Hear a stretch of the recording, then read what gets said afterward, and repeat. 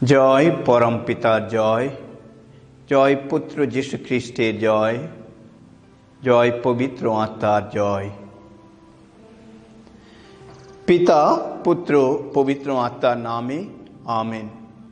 পিতা ঈশ্বরের প্রেম ও করুণা, প্রভু যীশুর অনুগ্রহ ও পবিত্র আত্মার নিত্য সহায়তা প্রিয়জনেরা আপনাদের অন্তরে বিরাজ করুক।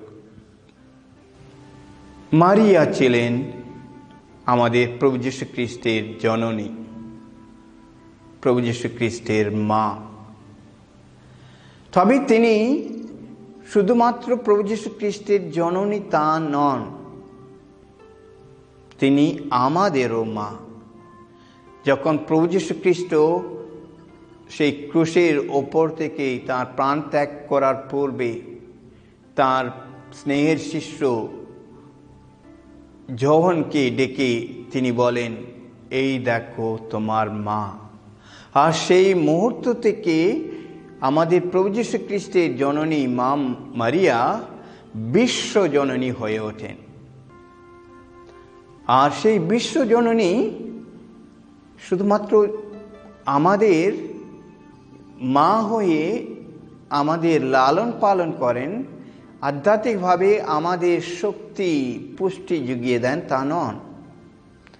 তিনি ছিলেন আমাদের প্রভু যীশু খ্রিস্টের প্রথম শিষ্যা, প্রভু যীশু খ্রিস্টের শ্রেষ্ঠ শিষ্যা।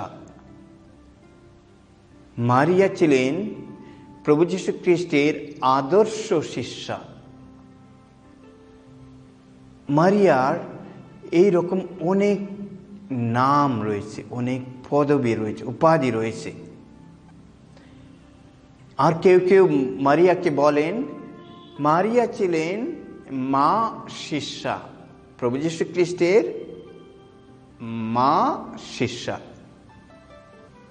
তাই আজকে আমরা মারিয়ার কাছ থেকে শিখব কিভাবে আমরা প্রভু যীশু খ্রিস্টের শিষ্য শিষ্যা হতে পারি, প্রভু যীশু খ্রিস্টকে কিভাবে আমরা সম্পূর্ণ মন প্রাণ দিয়ে অনুসরণ করতে পারি। মারিয়া তার জীবনে তাই করেছিলেন। আমরা এই কথা জোর গলায় বলতে পারি যে মারিয়া তার পুত্র যিশুর শিষ্যা হয়ে উঠেছিলেন শুধুমাত্র সেই 3 বছর প্রকাশ্য জীবনে নয়, যে মুহূর্তে তিনি তার পুত্র যিশুকে গর্ভে ধারণ করেছিলেন সেই মুহূর্ত থেকে তিনি আমাদের মুক্তিদাতার শিষ্যা হয়ে উঠেছিলেন। আর এই পৃথিবীতে তার শেষ মুহূর্ত পর্যন্ত তার সঙ্গে ছিলেন, তাকে অনুসরণ করেন। তাই আমরা দেখতে পাই মারিয়ার প্রভু যীশু খ্রিস্টের ঘনিষ্ঠজন হয়ে তাকে অনুসরণ করেন, তার শিষ্যা হয়ে ওঠে। মারিয়ার প্রসঙ্গে আমরা প্রথম উল্লেখ পাই মতি রচিত মঙ্গল সমাচারে, আমাদের প্রভু যীশু খ্রিস্টের বংশ পরিচয়ে। 16 মতি রচিত মঙ্গল সমাচার 1 অধ্যায় 16 পদে আমরা পড়ি, এবং যাকবের সন্তান মারিয়ার স্বামী যোসেফ, এই মারিয়ার গর্ভে জন্মেছিলেন খ্রিস্ট বলে অভিহিত যিশু। তাহলে যাকবকে বলা হয় মারিয়ার স্বামী, যোসেফকে বলা হয় মারিয়ার স্বামী। সাধারণত তার উল্টোটাই বলা হয়, মারিয়া ছিলেন যোসেফের স্ত্রী। কিন্তু এখানে এই বংশ পরম্পরায় তার বিপরীতটা বলা হচ্ছে, যাকবের সন্তান মারিয়ার স্বামী যোসেফ। আর এই মারিয়ার গর্ভে জন্মেছিলেন খ্রিস্ট বলে অভিহিত যিশু। এটা হচ্ছে প্রথম উল্লেখ। তবে আমরা জানি যে মারিয়ার কাছে যখন গাব্রিয়েল দূত সেই আমাদের মুক্তিদাতার শুভ সংবাদ দিতে এসেছিলেন, সেই সংবাদ থেকে শুরু করে, দূতের সংবাদ থেকে শুরু করে এই পৃথিবীতে যিশু সেই অন্তিম মুহূর্ত পর্যন্ত যে সময়কাল রয়েছে, যে সময় রয়েছে, এই 33 বছরে আমরা লক্ষ্য করতে পারি মারিয়ার জীবনে 6টি বিশেষ গুণ, যেগুলি তাকে প্রভু যীশু খ্রিস্টের সর্বোত্তম শিষ্যা করে তোলে। আমরা সেগুলি দেখি, 6টি বিশেষ গুণ যেগুলি মারিয়াকে প্রভু যীশু খ্রিস্টের প্রথম, শ্রেষ্ঠ এবং আদর্শ শিষ্যা করে তোলে। তারপর আমরা দেখব মারিয়া কিভাবে 7টি ধাপ ধরে এই সর্বোত্তম শিষ্যা পদ অর্জন করতে পেরেছিলেন। তার আগে আমরা প্রথমে জেনে নিই কিভাবে পরমপিতা মারিয়ার মাধ্যমে তার পূর্ণ ইচ্ছা পূর্ণ করেন। মানব মুক্তি সাধনে তার বৃহত্তম পরিকল্পনা তিনি বাস্তবায়িত করেন। আমরা সেই কথা শুনতে পাই লূক রচিত মঙ্গল সমাচার 1 অধ্যায় পদ সংখ্যা 26 থেকে 38 পর্যন্ত। এলিজাবেথের গর্ভধারণের 6ষ্ঠ মাসে ঈশ্বর স্বর্গদূত গাব্রিয়েলকে গালিলিয়া প্রদেশের নাজারেত শহরে পাঠালেন একটি কুমারীর কাছে। সেই কুমারী যোসেফ নামে পরিচিত দাউদ বংশীয় একজনের বাগদত্তা বধূ ছিলেন। কুমারীটির নাম ছিল মারিয়া। স্বর্গদূত তার কাছে এসে বললেন, প্রণাম মারিয়া, পরম আশীষ ধন্যা তুমি, প্রভু তোমার সঙ্গেই আছেন। এই কথা শুনে মারিয়া গভীরভাবে বিচলিত হলেন। তিনি ভাবতে লাগলেন, এমন সম্ভাষণের অর্থ কি? স্বর্গদূত তখন তাকে বললেন, ভয় পেও না মারিয়া, তুমি ঈশ্বরের অনুগ্রহ লাভ করেছ। শোনো, গর্ভধারণ করে তুমি একটি পুত্রের জন্ম দেবে, তার নাম রাখবে যিশু। তিনি মহান হয়ে উঠবেন, পরাৎপরের পুত্র বলে পরিচিত হবেন। প্রভু ঈশ্বর তাকে দান করবেন তার পিতৃপুরুষ দাউদের সিংহাসন। যাকব বংশের উপর তিনি চিরকাল রাজত্ব করবেন, অশেষ হবে তাঁর রাজত্ব। মারিয়া তখন দূতকে বললেন, তা কি করে হবে, আমি যে কুমারী? উত্তরে দূতটি বললেন, পবিত্র আত্মা এসে তোমার উপর অধিষ্ঠান করবেন, পরাৎপরের শক্তিতে আচ্ছাদিত হবে তুমি। তাই এই যার জন্ম হবে সেই পবিত্র জন ঈশ্বরের পুত্র বলেই পরিচিত হবেন। আর দেখো, তোমার আত্মীয়া এলিজাবেথ, সেও তার বৃদ্ধ বয়সে একটি পুত্রকে গর্ভে ধারণ করেছে। লোকে যাকে বন্দা বলেই ডাকত, তারই এখন 6 মাস চলছে, কারণ ঈশ্বরের অসাধ্য কিছুই নেই। মারিয়া তখন বললেন, আমি প্রভুর দাসী, আপনি যা বলেছেন আমার তাই হোক। স্বর্গদূত তখন তার কাছ থেকে বিদায় নিলেন। তাহলে কিভাবে যে মারিয়া তার পুত্র যিশুর আদর্শ শিষ্য হয়ে উঠেছিলেন, তার প্রথম গুণ হল তিনি হয়ে উঠলেন ঈশ্বরের অনুগৃহীতা, ঈশ্বরের আশীষ ধন্যা। তার মানে ঈশ্বর মারিয়াকে বিশেষভাবে আশীর্বাদ করেছেন, তার পক্ষ নিয়েছেন, তার পক্ষ সমর্থন করেছেন, তাকে বিশেষভাবে বেছে নিয়েছিলেন। তখনকার দিনে প্যালেস্টাইন দেশে হয়তো লক্ষাধিক মেয়ে ছিল, তবু ঈশ্বর এই গ্রামের মেয়ে, নাজারেতের মেয়ে, হয়তো মারিয়া তখন বয়স 15 বা 16, তাকে মনোনীত করেন। তার উপর আশীষ বর্ষণ করেন, তাকে বিশেষভাবে বেছে নেন। আর এর ফলে স্বর্গদূত তাকে বলছেন যে মারিয়া পরম আশীষ ধন্যা, ঈশ্বরের বিশেষ অনুগ্রহ লাভ করেছেন। আজকে আমরা যদি আমাদের প্রভু যীশু খ্রিস্টের শিষ্য শিষ্যা হতে চাই, তাহলে আমরা আমাদের নিজেদের প্রশ্ন করি, আমি কি ঈশ্বরের অনুগ্রহ লাভ করেছি? আমি কি অন্তরে বুঝতে পারি যে আমি ঈশ্বরের আশীষ ধন্য হয়েছি? ঈশ্বর কি আমাকে বিশেষভাবে আশীর্বাদ করেছেন? কিভাবে আমি বলতে পারি যে ঈশ্বর আমাকে মনোনীত করেছেন, আমাকে নিযুক্ত করেছেন? দ্বিতীয় গুণ হলো ঈশ্বর সর্বদাই মারিয়ার সঙ্গে ছিলেন। সেই কথাটি স্বয়ং স্বর্গদূত মারিয়াকে জানিয়ে দিচ্ছেন। তিনি বলছেন, প্রভু তোমার সঙ্গেই আছেন। যেহেতু ঈশ্বর মারিয়াকে আশীষ ধন্য করেছেন, তাকে মনোনীত করেছেন, তার উপর তার বিশেষ আশীর্বাদ বর্ষণ করেছেন, তাই তিনি সর্বদাই তার পাশে থাকেন, তার পাশে থেকে তাকে রক্ষা করেন, যাতে কোনো অমঙ্গল যেন তাকে স্পর্শ না করে।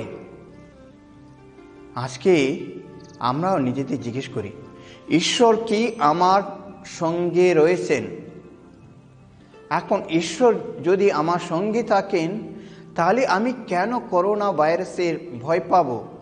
আমি কেন এই ক্যান্সারের ভয় পাব? আমি কেন এই আর্থিক সংকটের ভয় পাব? আমি কেন আমার শত্রুদের ভয় পাব? যদি আমার সঙ্গে থাকেন, তাহলে কেউ আমাকে ক্ষতি করতে পারবে না।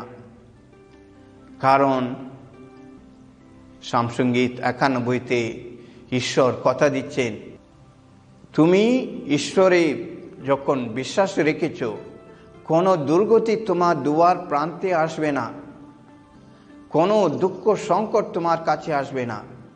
কারণ তিনি তার দিব্যদূতদের নির্দেশ দেবেন, যাতে যেখানে যাবে তুমি, তারা যেন তোমাকে দুহাত তুলে বহন করেন, যাতে পাথরে তোমার পায়ে আঘাত না লাগে। চন্দ্রবড়া কেউটের উপর পা ফেলে চলতে পারবে, যুবসঙ্গ অজগর তোমার পায়ের নিচে দলিতই হবে। ঈশ্বর যদি আমার সঙ্গে থাকেন, তখন কোনো কিছু আমাকে স্পর্শ করবে না, করতে পারে না। মারিয়ার সঙ্গে ঈশ্বর ছিলেন। স্বর্গদূত বলছেন না এবার থেকে ঈশ্বর তোমার সঙ্গে থাকবেন, না, এটা ভবিষ্যৎকাল নয়, নিত্য বর্তমান। ঈশ্বর আপনার সঙ্গেই আছেন, এই মুহূর্তে আছেন। হয়তো ঈশ্বর মারিয়ার তার মা আন্নার গর্ভে যখনই তিনি গর্ভধারণ করেছিলেন, সেই মুহূর্ত থেকে ঈশ্বর তার সঙ্গেই আছেন। এই একটা বিশেষ গুণ মারিয়ার উপর দেওয়া হয়েছিল, মারিয়াকে দেওয়া হয়েছিল। ঈশ্বর নিজেই তার সঙ্গে থেকে তাকে রক্ষা করেন, তাকে নিরাপদে রাখেন। তৃতীয় গুণ, মারিয়া ছিলেন মারিয়ার সরলতা, শিশু সুলভ সেই নির্ভরতা এবং সরলতা। কারণ যখনই মারিয়া শুনতে পাচ্ছেন এই স্বর্গদূতের সংবাদ, প্রণাম পরম আশীষ ধন্যা তুমি, প্রভু তোমার সঙ্গে আছেন, এই কথা শুনে মারিয়া গভীরভাবে বিচলিত হন। কারণ তিনি বুঝতে পারছেন না, এটা কেন আমাকে? এই স্বর্গদূত গাব্রিয়েল কি ভুল করে আমার বাড়িতে এসেছে? অন্য কারো বাড়িতে যাওয়ার পরিবর্তে কি তিনি ভুল করে আমার বাড়িতে এসেছেন? আমি তো এমন স্বর্গদূতের জন্য অপেক্ষায় আছি না, তাহলে তিনি কেন আমার কাছে এসেছেন? আমি কি কিছু অন্যায় অপরাধ করে ফেলেছি কি? আমাকে দোষী সাব্যস্ত করতে এসেছেন, ভয় পেয়ে যাচ্ছেন। মারিয়া ছিলেন সরল মেয়ে, তিনি অত বড় বড় কথা কিছু বোঝেন না। তিনি বুঝতে পারছেন স্বর্গদূতকে সামনে পাওয়া মানে একটা বিরাট ব্যাপার, তাই তিনি ভয় পেয়ে যাচ্ছেন। তখন স্বর্গদূত তাকে আশ্বাস দিচ্ছেন, ভয় পেও না মারিয়া, তুমি ঈশ্বরের অনুগ্রহ লাভ করেছ। তারপর তিনি তার সেই সংবাদ দিচ্ছেন। মারিয়া এমনভাবে ভয় পেয়ে যাচ্ছেন যেন একটি বাচ্চা, ওই শিশুর মতো তিনি ভয় পেয়ে যান। বাচ্চারা একজন লোক একটু লম্বা চওড়া মানুষকে দেখলেই ভয় পেয়ে যাবে, সেটা তো স্বাভাবিক, কারণ ওরা সরল, ওরা অত বড় বড় কথা বোঝে না। এই যে পৃথিবীর এই যে বিষয়গুলি তো খুব একটা বোঝে না, ওরা খুবই সরল। কিরকম সরল আমরা সেই কথা আমরা দেখতে পাই মার্ক রচিত মঙ্গল সমাচার 10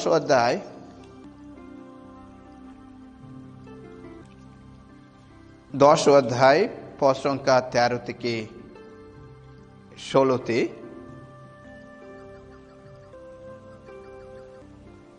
লোকেরা একদিন কয়েকটি শিশুকে যিশুর কাছে নিয়ে এলো, যাতে তিনি তাদের একবার স্পর্শ করে আশীর্বাদ করেন। কিন্তু শিষ্যেরা তাদের ধমক দিতে লাগলেন। তাই দেখে যিশু রেগে গেলেন। শিষ্যদের তিনি বললেন, শিশুদের আমার কাছে আসতে দাও, তাদের বাধা দিও না, কারণ এই শিশুদের মতো যারা ঐশ্ব রাজ্য যে তাদেরই। আমি তোমাদের সত্যিই বলছি, যে কেউ ঐশ্ব রাজ্য শিশুরই মতো মন নিয়ে গ্রহণ না করে, সে কিছুতেই তার মধ্যে প্রবেশ করতে পারবে না। তারপর তিনি 2 হাত দিয়ে শিশুদের জড়িয়ে ধরলেন এবং তাদের মাথার ওপর হাত রেখে আশীর্বাদ করলেন। ঈশ্বরও দেখতে পেলেন মারিয়া শিশুর মতো একজন মানুষ, তাই ঈশ্বরও তাকে আশীর্বাদ করে দিয়েছিলেন। তার জন্য স্বর্গদূত মারিয়াকে বলছেন, ঈশ্বরের অনুগ্রহ তুমি লাভ করেছ। আমরা কি ঈশ্বরের অনুগ্রহ লাভ করেছি? আমাদের কি সেই শিশু সুলভ অন্তর আছে? আমি কি সরল মনের মানুষ? আমি যদি সরল মনের মানুষ, তাহলে আমি সহজে আমাদের প্রভু যীশু খ্রিস্টের শিষ্যা হতে পারবো। তাহলে আমরা দেখলাম প্রথম কথা হলো ঈশ্বরের আশীষ ধন্য মানুষ, দ্বিতীয়ত ঈশ্বর সর্বদাই আমাদের সঙ্গে থাকেন, আর তৃতীয়ত আমাদের সেই সরলতা থাকে, শিশু সুলভ সরলতা, ঈশ্বরের উপর নির্ভরতা। আর এর জন্যই আমরা বলতে পারি এই মারিয়াকে ঈশ্বর বিশেষ একটা উদ্দেশ্যের জন্য মনোনীত করেছিলেন। এই আশীর্বাদের রহস্য কি? এই অনুগ্রহ বলতে ঈশ্বরের বিশেষ অনুগ্রহ কি? তিনি তার পুত্র যীশু খ্রিস্টের জননী হবেন। এই বিশেষ উদ্দেশ্যের জন্য ঈশ্বর তাকে নাম ধরে ডাকেন, তাকে মনোনীত করেন। আমরা দেখতে পাই যখন রচিত মঙ্গল সমাচার 15 অধ্যায় 16 পদে আমরা পড়ি, যিশু তাঁর শিষ্যদের একথা বলছেন, তোমরা আমাকে মনোনীত করোনি, আমি তোমাদের মনোনীত করেছি আর নিযুক্তও করেছি। আমি চেয়েছি তোমরা কাজে এগিয়ে যাও, তোমরা সফল হও, স্থায়ী হোক তোমাদের কাজের ফল। তাহলে পিতার কাছে আমার নামে তোমরা যা কিছু চাইবে তিনি তাই তোমাদের দেবেন। যিশু বলছেন স্থায়ী হোক তোমাদের কাজের ফল। ঈশ্বর মারিয়াকে মনোনীত করেছিলেন, নিযুক্ত করেছিলেন, যাতে তিনি গিয়ে ফলশালী হন, তিনি গিয়ে ফলশালী হন। আর কি ফল মারিয়া দেন? আমাদের প্রভু যীশু খ্রিস্ট। কারণ মারিয়ার গর্ভফল হলেন আমাদের প্রভু যীশু খ্রিস্ট। আর এর জন্যে ঈশ্বর তাকে মনোনীত করেছেন। এইভাবে ঈশ্বরের অনুগ্রহ লাভ করেছিলেন মারিয়া। আর এই বিশেষ অনুগ্রহের জন্যে তার জীবনের যত দুঃখ কষ্ট জ্বালা যন্ত্রণা, হয়তো মারিয়ার জীবনেও ছিল অভাব অনটন। কারণ যিশু যখন 30 বছর বয়সে বাড়ি ছেড়ে চলে যান, মারিয়াকে হয়তো একা একা জীবন কাটাতে হচ্ছে। তখন তারও কিছু অভাব অনটন ছিল। মারিয়া সব কিছু মেনে নেন। এমনকি যখন ক্রুশের তলায় তিনি যখন দাঁড়িয়ে থাকেন, তার ক্রুশবিদ্ধ পুত্র যিশুর দিকে তাকিয়ে থাকেন, তখন তার মন ছিঁড়ে টুকরো হয়ে যাচ্ছে। তার চোখে আর জল নেই, সব শুকিয়ে গেছে। তিনি চিৎকার করে কাঁদতে চান। সব কিছু তিনি মেনে নিচ্ছেন, কারণ ঈশ্বর তাকে এর জন্যে মনোনীত করেছিলেন, যাতে তার সন্তান যিশুর এই পার্থিব জীবনের শেষ মুহূর্ত পর্যন্ত এই মা তার পাশে থাকেন। শুধু তার জন্মের সময় তার পাশে ছিলেন তা নয়, তার মৃত্যুর মুহূর্তেও এই মা তার পুত্র যিশুর সঙ্গে থাকেন। আর তার জন্যই প্রয়াত পোপ সাধু দ্বিতীয় জন পল তার পালকীয় পত্র রিডেম্পটরিস মাতের পরিত্রাতার জননী নামক সেই পালকীয় পত্রে লিখছেন যে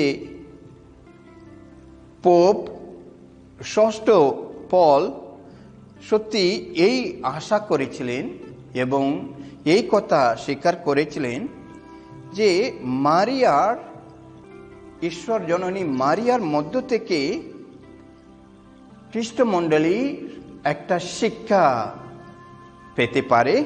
আর সেই শিক্ষা হলো কিভাবে প্রকৃত অর্থে আমরা সবাই প্রভু যীশু খ্রিস্টের অনুকরণ করতে পারি। মারিয়ার মধ্য থেকে আমরা এই শিক্ষা পেতে পারি।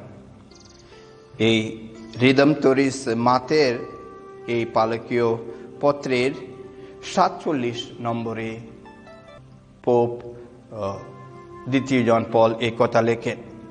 তারপর তিনি আরেকটি কথাও বিশেষভাবে উল্লেখ করেন। সেই কথাটি হলো যে মারিয়ার পরিচয় আর পিতরের পরিচয়, এই দুটির মধ্যে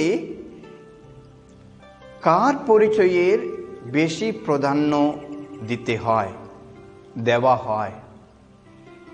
পোপ দ্বিতীয় জন পল বলেন, সাধু পিতরের হাতে তুলে দেওয়া হয়েছিল আমাদের এই মণ্ডলীর দায়িত্বভার। তবে মারিয়ার পরিচয় ছিল এই মণ্ডলীর ঊর্ধ্বে, কারণ তিনি মুক্তিদাতার জননী হয়ে তিনি হয়ে উঠেছিলেন বিশ্বজননী। আর এই মণ্ডলীর রক্ষণাবেক্ষণে মারিয়ারও একটা বিশেষ ভূমিকা রয়েছে।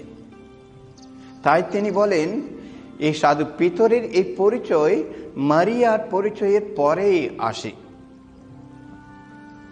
তাহলে আমরা বুঝতে পারি মারিয়াকে একটি বিশেষ কাজের জন্য ঈশ্বরের আশীর্বাদ হয়েছিল।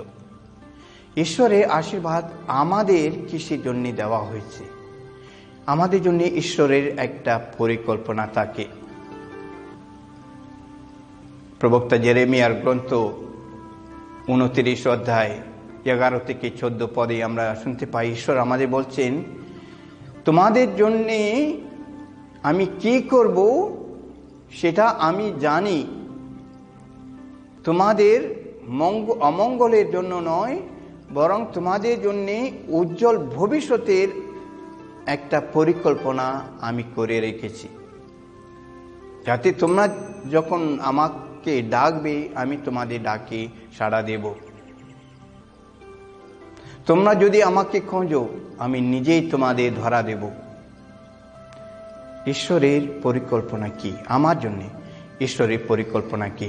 মারিয়ার জন্য ঈশ্বরের পরিকল্পনা আমরা শুনতে পাই।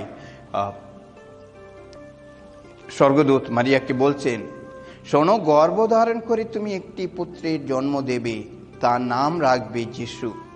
তিনি মহান হয়ে উঠবেন, পরাৎপরে পুত্র বলে পরিচিত হবেন।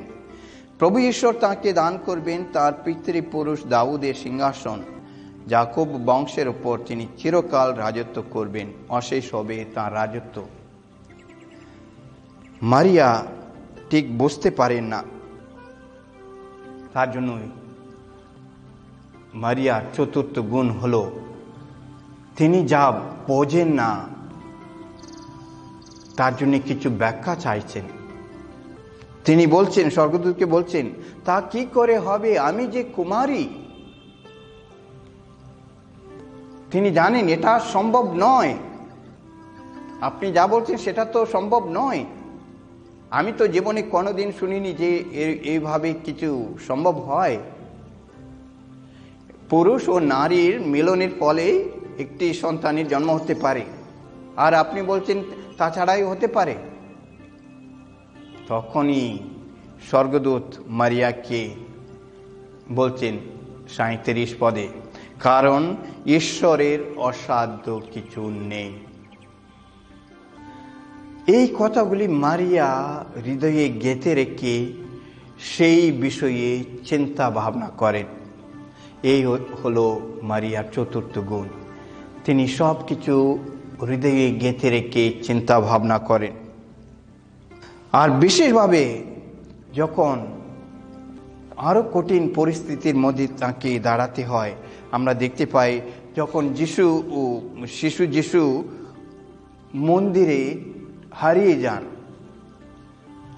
মারিয়া আর যোসেফ যিশুকে খুঁজে সব জায়গায় খুঁজে বেড়াচ্ছেন। অবশেষে যিশুকে মন্দিরে 3 দিনের পরে খুঁজে পাওয়া গেল। সেই ঘটনার কথা আমরা পড়ি, কারণ এখানে আমরা বুঝতে পারি মারিয়ার সেই মাতৃত্বের এই গুণ, কিভাবে মা হয়ে তিনি তার সন্তানকে হারিয়ে দিয়ে দুঃখ কষ্টে ভুগছেন। তার কথা থেকে তা বোঝা যায়। লূক রচিত মঙ্গল সমাচার অধ্যায় 2 পদ সংখ্যা 41 থেকে 50 পর্যন্ত।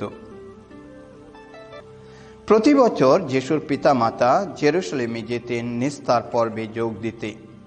যিশুর বয়স যখন 12 বছর হলো, প্রতিবারের মতো এবারেও তারা পর্বীয় প্রথা অনুসারে সেখানে গেলেন। উৎসবকালের শেষে তারা যখন বাড়ির দিকে রওনা হলেন, তখন বালক যিশু জেরুসালেমে রয়ে গেলেন, কিন্তু তার পিতামাতা তা জানতে পারলেন না। যিশু সহযাত্রীদের সঙ্গেই আছেন মনে করে তারা পুরো একদিনের পথ এগিয়ে গেলেন। তারপর আত্মীয় স্বজন ও জানাশোনা লোকদের মধ্যে তার খোঁজ করতে লাগলেন। তাকে কোথাও না পেয়ে তারা খুঁজতে খুঁজতে জেরুসালেমে ফিরে গেলেন। 3 দিন পরে তারা মন্দিরেই তাকে খুঁজে পেলেন। শাস্ত্র গুরুদের মধ্যে বসে তিনি তাদের কথা শুনছিলেন এবং তাদের নানা প্রশ্নও করছিলেন। তার কথা শুনে সকলেই তার তীক্ষ্ণ বুদ্ধিতে ও তার সুন্দর উত্তরগুলিতে স্তম্ভিত হয়ে যাচ্ছিল। যিশুকে ওখানে দেখতে পেয়ে তার পিতামাতা অবাক হয়ে গেলেন। তার মা তাকে বলে উঠলেন, খোকা, আমাদের সঙ্গে এ তোমার কেমন ব্যবহার? ভেবে দেখো তো, তোমার বাবা আর আমি কত উদ্বিগ্ন হয়েই না তোমাকে খুঁজছিলাম। তিনি তাদের বললেন, কেন খুঁজছিলে আমাকে? তোমরা কি জানতে না আমি নিশ্চয়ই আমার পিতার গৃহেই থাকব? তারা কিন্তু তার এই কথার অর্থ বুঝতেই পারলেন না। তারপর 51 পদ। তারপর তিনি তাদের সঙ্গে নাজারেতে ফিরে গেলেন। সেখানে তিনি সব সময় তাদের বাধ্য হয়েই থাকতেন। তার মা এই সমস্ত কথা নিজের অন্তরে গেঁথে রাখতেন। তার মা এই সমস্ত কথা নিজের অন্তরে গেঁথে রাখতেন। কেন নিজের অন্তরে গেঁথে রাখতেন? কারণ যিশু কেন যে এই রকম একটা কাজ করেছেন তিনি বুঝতে পারেন না। আর এখন যে যিশু উত্তর দিচ্ছেন তার মাথা মুন্ডু কিছু বুঝতে পারছেন না তিনি। তোমরা কেন আমাকে খুঁজছিলে? তোমাদের কি জানা ছিল না যে আমার পিতার গৃহে আমাকে থাকতে হবে? মা মারিয়া বুঝতে পারেন না। আমরা যখন বুঝতে পারি না তখন আমরা কি করি? আমরা অন্যদের দোষারোপ করতে শুরু করি। মা মারিয়া জানেন আমার সন্তান যিশু যদি কিছু বলে তার কিছু গভীর অর্থ থাকবে, তাই তিনি সে কথা অন্তরে গেঁথে রাখেন। আর সময় যখন পূর্ণ হয় তখন তিনি তার অর্থ বুঝতে পারবেন। তার কোনো তাড়া নেই সমস্ত কথা বুঝে নেওয়ার। তাকে একটু অপেক্ষা করতে হবে। তার জন্যই তিনি সেটা অন্তরে গেঁথে রেখে সেই বিষয়ে চিন্তা ভাবনা করতে শুরু করবেন। এটা হলো মারিয়ার এই চতুর্থ গুণ, সব কিছু অন্তরে গেঁথে রেখে তার জন্যে ঈশ্বরের আশীর্বাদ যাচনা করা। আর পঞ্চম, যে ঈশ্বর তাকে কিছু কঠিন কাজ করতে বলছেন, তখন তিনি নম্র হয়ে ঈশ্বরের পূর্ণ ইচ্ছা পূরণ করার জন্যে নিঃশর্তভাবে সম্মতি দান করে। তাহলে প্রভু যিশু শিষ্য হতে গেলে আমাদেরও নিঃশর্তভাবে আমাদের পূর্ণাঙ্গ সম্মতি দান করতে হবে। এরকম নয় আমি যেভাবে কয়েকজন লোকেরা যিশুর কাছে বলছিল আমি আপনাকে অনুসরণ করব, তবে প্রথমে আমি যেন বাড়িতে গিয়ে টাটা বাই বাই বলে আসি। যিশু বলছেন না, দরকার নেই। আরেকজন গিয়ে বলছে আমি প্রথমে গিয়ে আমার বাবা মাকে সমাধি দিয়ে আসি, ওদের গিয়ে মাটি দিয়ে আসি। যিশু বলছেন না, নিঃশর্তভাবে পূর্ণাঙ্গভাবে আমাদের ঈশ্বরের ইচ্ছা পূর্ণ করতে সম্মতি দিতে হবে। আমি হলাম প্রভুর দাসী, তোমার কথা অনুসারে আমার গতি হোক। তুমি যাই বলো আমি তা মাথা পেতে মেনে নেব।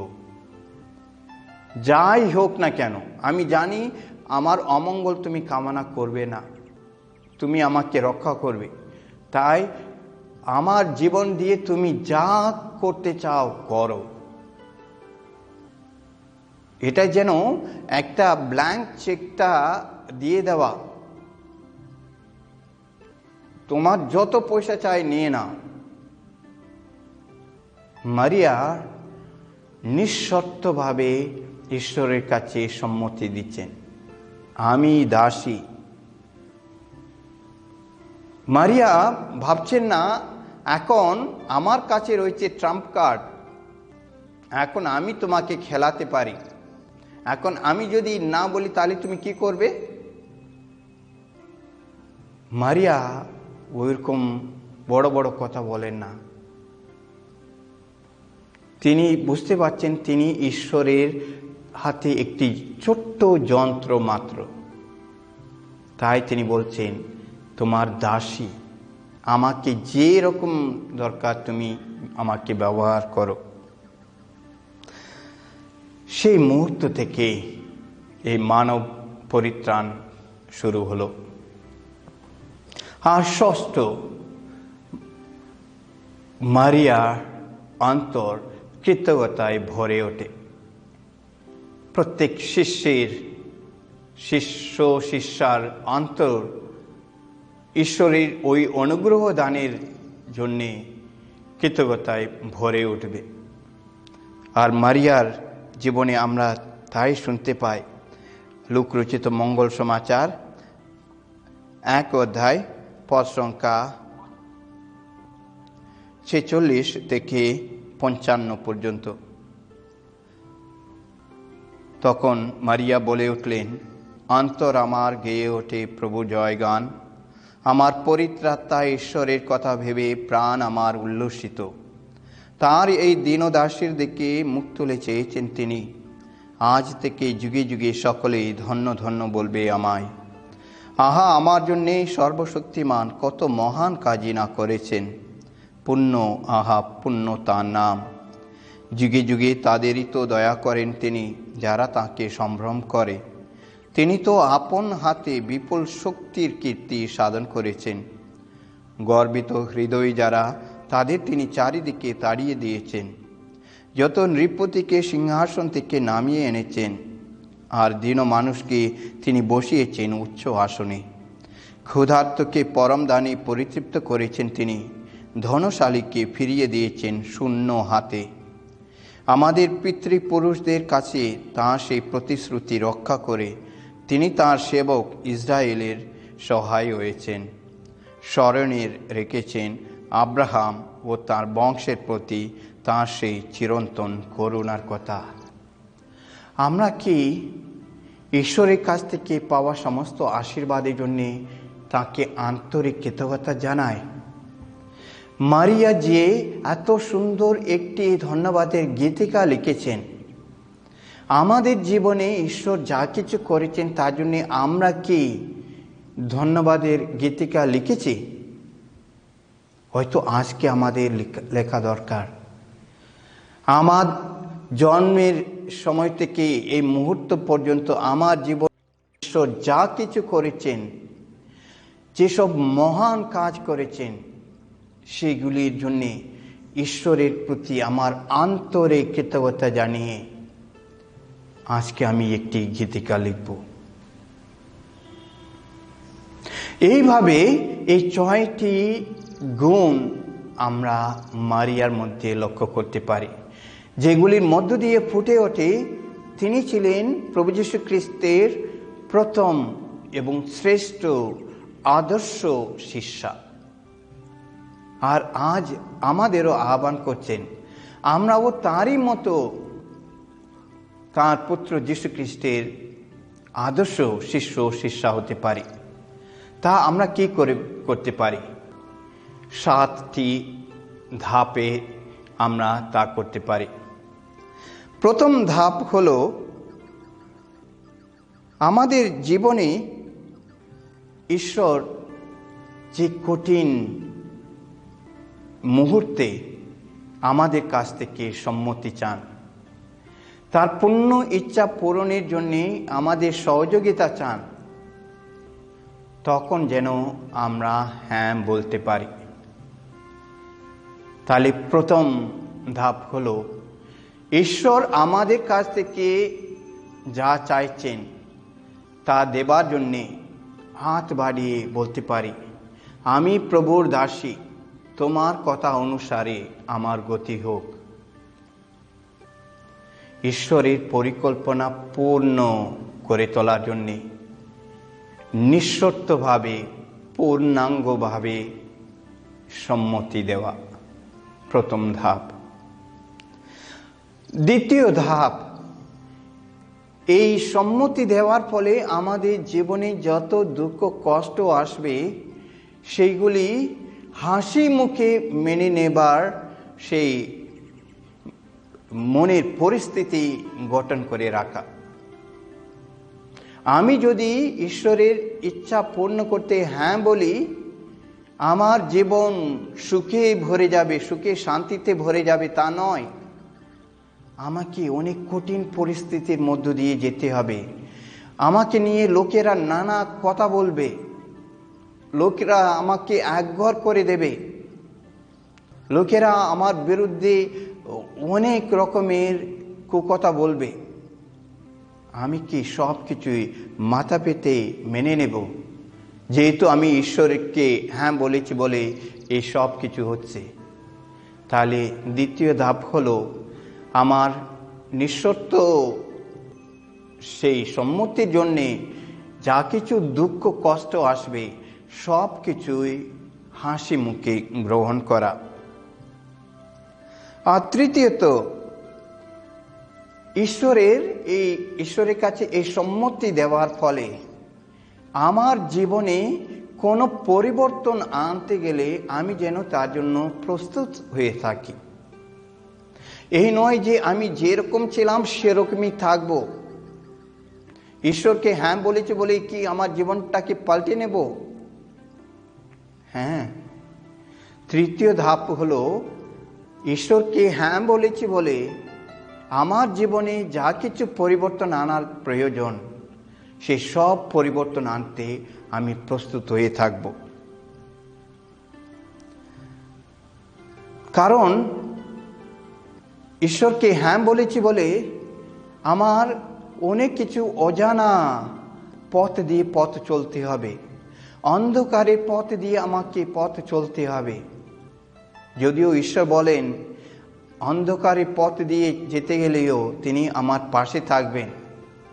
ছায়াচ্ছন্ন গিরি সংকট পার হতে গিয়েও কোনো অমঙ্গলের ভয় করি না আমি, কারণ তুমি তো সর্বক্ষণ আমার সঙ্গে রয়েছ, তোমার যষ্টি তোমার পাচনি, এই তো আমার ভরসা। সামসঙ্গীত 23। তাই আমার জীবনে কোনো পরিবর্তন আনতে গেলে তার জন্য আমি তৈরি থাকব।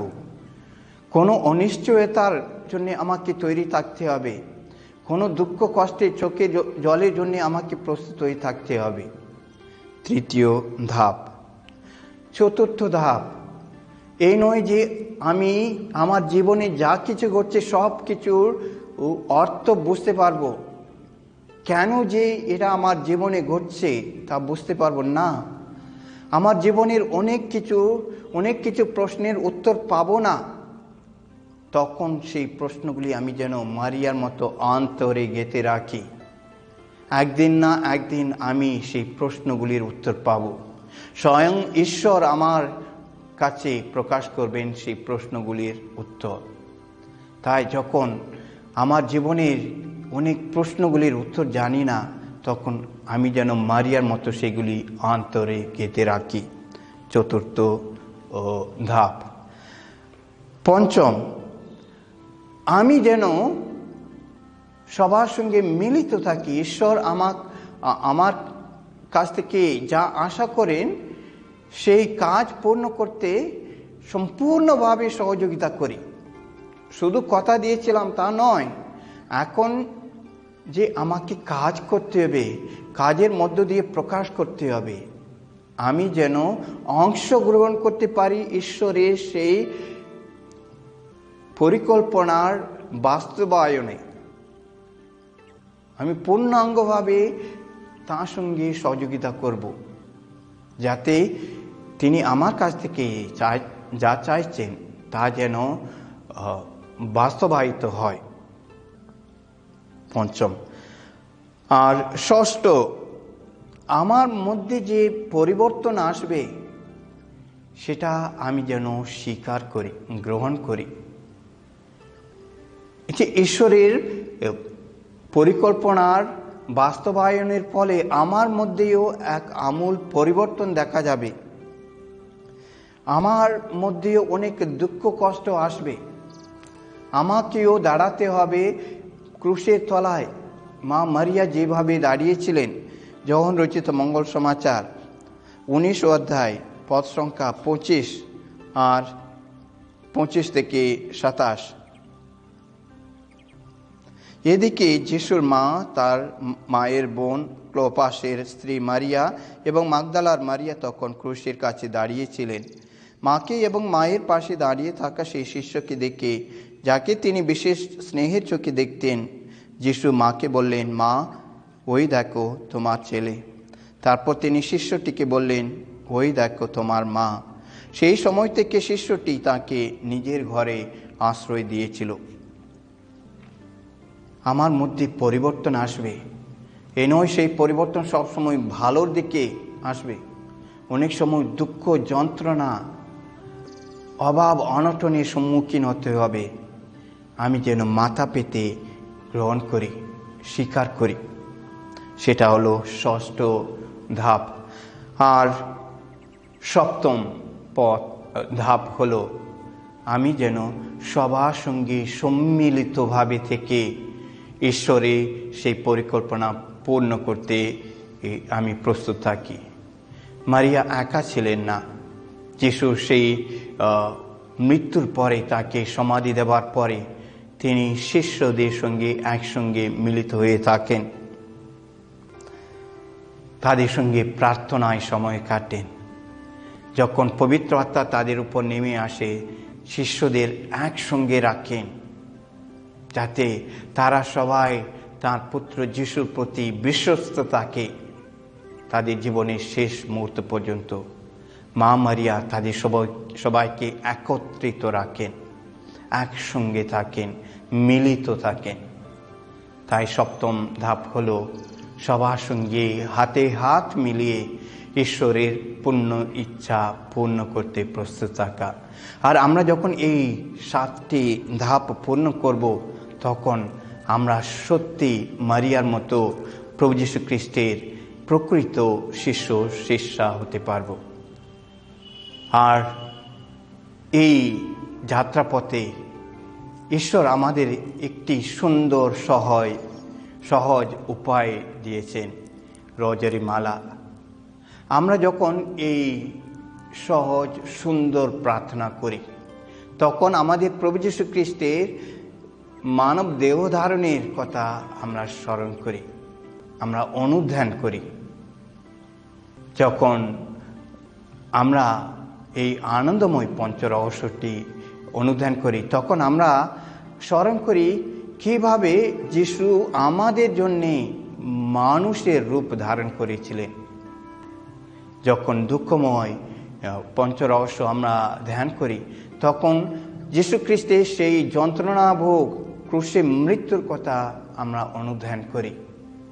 যখন সেই গৌরবময় পঞ্চরহস্যের কথা স্মরণ করি, কিভাবে মৃত্যুকে জয় করে তিনি মৃত্যুঞ্জয়ী রূপে আমাদের মধ্যে বিরাজ করেন, আর তার পুণ্যময়ী জননী মারিয়াকে সে একই মহিমায় স্থান দেন, তার কথা আমরা অনুধ্যান করি। আলোকময় পঞ্চরহস্যে আমরা অনুধ্যান করি যিশুর জীবনে সেই 5টি বিশেষ মুহূর্ত, যখন আমরা তাকে ঈশ্বরের পুত্র বলে আমরা দেখতে পারি। তার সেই অন্তিম দান খ্রিস্ট প্রসাদের কথা অনুধ্যান করি। আর যারা মারিয়ার সাহায্য ভিক্ষা চাইবে, তারা সবাই তাঁর সাহায্য লাভ করবে। এমনকি মৃত্যুর মুহূর্তেও আমরা যখন মারিয়ার সাহায্য ভিক্ষা করি, তিনি আমাদের পাশে থাকবেন, আমাদের হাত ধরে তাঁর পুত্র যিশুর কাছে নিয়ে যাবেন, যেখানে আমরা লাভ করতে পারবো জীবনের পূর্ণতা। একজন লোক, গরিব মানুষ, খুব একটা ধর্মকাজে ওর মন ছিল না, তবে প্রত্যেক দিন সে মারিয়ার উদ্দেশ্যে রোজারি মালা করত, মারিয়ার সাহায্য ভিক্ষা করত, ওই সাহায্য ভিক্ষা প্রার্থনাটি করত। তার মৃত্যুর পরে সে স্বর্গে যায়, আর স্বর্গে দারোয়ান পিতর তাকে বলেন, ভাই তুমি দাঁড়াও, আমি প্রথমে খাতায় দেখছি তোমার নাম আছে কি। তার বিরাট বড় খাতা দেখছি, পাতা উল্টে উল্টে দেখছি, বলছে কই তোমার নাম তো নেই, তার মানে তুমি পৃথিবীতে তেমন কোনো ভালো কাজ করনি, তাহলে তুমি কি করে তুমি স্বর্গে ঢুকতে পারবে? তোমার নাম নেই ভাই, তাই তোমাকে নরকেই যেতে হবে। সেই লোকটি সেই স্বর্গের গেটের পাশে বসে পড়ল। ওর মনে খুব দুঃখ, আমি তো মা মারিয়ার শরণ নিয়েছি, আমি তো তার কাছে সাহায্য ভিক্ষা করেছি যাতে তিনি আমার হাত ধরে তার পুত্র যিশুর কাছে নিয়ে যান, আর এখন আমার কথা তিনি বলে কষ্ট পেয়ে সেখানে বসে পড়ল। কোনোভাবে এই খবর মারিয়ার কানে পৌঁছে যায়। যখনই বুঝতে পারলেন অমুক লোক ওই স্বর্গদ্বারের বাইরে পড়ে রয়েছে, তখন তিনি রাগ করলেন। তিনি বললেন, যে মানুষ আমার উপর ভরসা রেখেছিল, আমার সাহায্য ভিক্ষা করেছে, আর সেই লোকটিকে স্বর্গে ঢুকতে দেওয়া হয়নি, এটা আমি মেনে নেব না। যখন আমার কথার দাম নেই, যে মানুষ আমার নাম করে আসছে তাকে স্বর্গে যখন ঢুকতে দেওয়া হবে না, আমি কেন স্বর্গে থাকবো? আমি আর এখানে থাকবো না। তিনি সব কিছু গুটিয়ে নিয়ে, তার মাল জিনিসপত্র সব একটা ব্যাগে ভরে নিয়ে তিনি সেখান থেকে বেরিয়ে আসছেন। সেই কথাটা শুনতে পেয়ে সাধু পিতরও সব কিছু ব্যাগে নিয়ে, ব্যাগটা হাতে নিয়ে তিনি বেরিয়ে এসে বলছেন, আমার স্ত্রী যখন এখানে থাকবে না, আমি এখানে কেন থাকব? আমিও আমার স্ত্রীর সঙ্গে যাব বলে তিনি মারিয়ার সঙ্গে বেরিয়ে পড়ছেন। ইতিমধ্যে যিশুকে কেউ যেন বলে দিয়েছে, তোমার মা বাবা বেরিয়ে যাচ্ছে স্বর্গ থেকে, ওরা রাগ করে বেরিয়ে যাচ্ছে। কেন? যিশু জানতে পেরেছে। তিনি বলছেন, তাহলে আমার মা বাবা যখন স্বর্গ ছেড়ে চলে যাবে, আমি এখানে কেন থাকবো? আমিও থাকবো না, আমিও ওদের সঙ্গে চলে যাব বলে বাবা মায়ের সঙ্গে বেরিয়ে যাচ্ছে। যখন খবরটি পরমপিতার কানে গেল, পরমপিতার রেগে মেগে অস্থির। এই সব কিছুর মূলে রয়েছে এই পিতরের এই যে গণ্ডগোল। তাই পিতরকে ডেকে তিনি খুব বকুনি দিলেন, তোমার কত সাহস! আমার আদরের কন্যা মারিয়া, যাকে কথা দিয়েছে স্বর্গে জায়গা দেবে বলে, তুমি তাকে কি করে আটকাতে পারলে? তোমার অত সাহস! যাও, এক্ষুনি যাও, ছুটে গিয়ে মারিয়ার পায়ে তুমি পড়ে তার কাছে ক্ষমা চাইবে, আর ওই লোকটিকে প্রথমেই ঘর স্বর্গে ঢুকতে দেবে। আর চোখে জল ফেলতে ফেলতে পিতর গিয়ে মারিয়ার পায়ে পড়ে ক্ষমা চেয়ে সেই লোকটিকে ভিতরে নিয়ে এলো। আর সেই সময় মারিয়ার কাছে বলে দিয়েছে, মা, আমাকে ক্ষমা করে দাও, আর এরকম কাজ আমি করব না। তোমার নাম করে যারা এই স্বর্গে আসবে, সবাইকে আমি ভিতরে ঢুকতে দেব, কারণ তোমার উপর যারা বিশ্বাস করে তাদের তো ফেলে দেওয়ার অধিকার আমার নেই। গল্প হলেও এটাই সত্যি। যারা মা মারিয়ার শরণাপন্ন হয়, তিনি আমাদের হাত ধরে তার পুত্র যিশুর কাছে নিয়ে যাবেন। যেভাবে সাধু ডন বস্কো বলতেন, মারিয়ার মধ্য দিয়ে যিশুর কাছে। মারিয়া আমাদের নিয়ে যাবেন কিভাবে আমরা তার সন্তান যিশুর কাছে বিশ্বস্ত থাকতে পারি। তাই আসুন, আমাদের পুণ্যময়ী জননী মারিয়ার মধ্য দিয়ে আমরা ঈশ্বরের করুণা যাচনা করি। হে পরম করুণাময়ী পিতা, তোমার সকল দানের জন্য আমরা তোমাকে ধন্যবাদ জানাই। আমাদের পুত্র যীশু খ্রিস্টের জননী মারিয়াকে আমাদের জননী করে দিয়েছ, যাতে তারই হাত ধরে আমরা তোমার পুত্র যীশু খ্রিস্টের কাছে পৌঁছতে পারি, যিনি আমাদের জীবনদাতা, আমাদের মুক্তিদাতা, আমাদের পরিত্রাতা, এবং তারই কাছ থেকে আমরা পেতে পারবো সেই জীবনের পূর্ণতা। অনুক্ষণ আমাদের সঙ্গে থেকেও আমরা যেন আমাদের পুণ্যময়ী জননী মারিয়ার সাহায্য সর্বদাই লাভ করতে পারি। তার মাতৃত্বের ফলে আমরা যেন তোমারই সেই করুণা এবং দয়া লাভ করার সৌভাগ্য লাভ করতে পারি। আমরা এই প্রার্থনা করি আমাদের সেই প্রভু যীশু খ্রিস্টের পুণ্য নামে, আমেন।